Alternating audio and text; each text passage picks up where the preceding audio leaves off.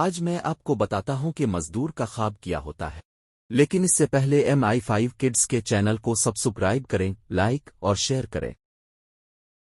ایک چھوٹے سے گاؤں میں رفیق نام کا ایک مزدور رہتا تھا۔ وہ سارا دن اینٹیں اٹھاتا اور رات کو تھکا ہارا گھر لوٹتا۔ اس کے 3 بچے تھے جن کے خواب اور خواہشات رفیق کے کندھوں پر بہت زیادہ وزنی تھیں۔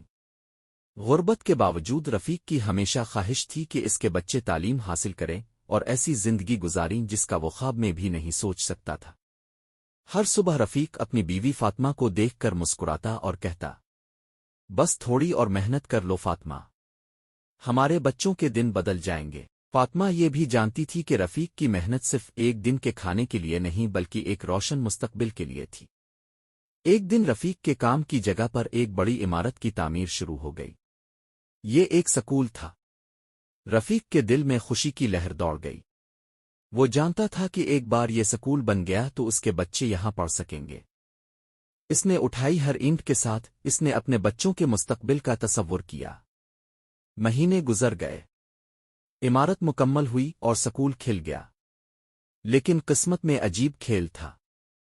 رفیق کے پاس اتنے پیسے نہیں تھے کہ وہ اپنے بچوں کو اسکول میں داخل کرا سکے۔